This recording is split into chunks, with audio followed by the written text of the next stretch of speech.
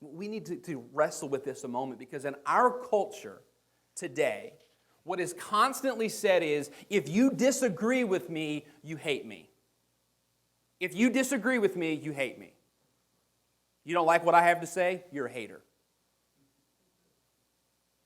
Paul has written an entire letter telling the Corinthians everything that is wrong with them. And in this letter, where he is telling them all of the things that they're doing wrong, all the things that are wrong with their conduct, we have the most beautiful passage on love. Because while Paul sharply disagreed with the Corinthians, he intensely loved the Corinthians.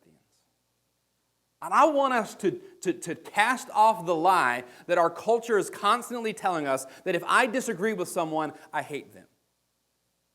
Now, you know that this is what the culture is saying today, because if you engage anyone in debate, they'll accuse you of just being hateful. If we stand for what God's Word says, we'll be accused of being hateful. And so Paul has been telling them the truth. And he's been talking to them about their conduct, the way that they're living their lives, the things that they're eating, the way that they treat one another. He's been talking to them about their marriages. He's been talking to them about prostitution. He's been talking to them about some major, major issues. He's been getting up in their business, if you will. But he wasn't doing it because he hated them. He was doing it because he loved them. He wasn't trying to control them. He wanted what was best for them. I can disagree with you. And this morning, I could preach a message to you that calls you out on some of your behavior and do it with love.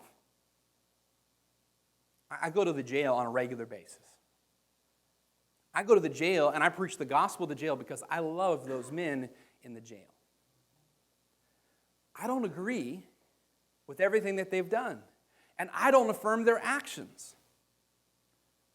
There was a man who very regularly through this past summer and spring attended those worship services, and just last month he was sentenced because he was found guilty of murder. And I believe he is guilty. I love that guy, and I hope he heard the message of the gospel that I preached to him, but I don't think that what he did was okay. I'm sharply opposed and in absolute opposition to the way that he was living his life and the thing that he did. But I still love him, and I hope that he heard the gospel. And Paul is very clear that he is not okay with the way that the Corinthians are living, but he loves them. And I want us to realize this morning that love is greater than disagreement. It's more powerful than controversy.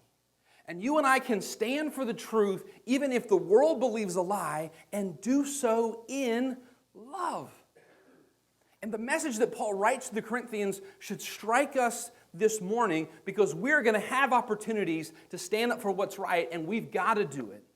As Paul says we ought to do it here in this passage, we've got to do so in love. In love.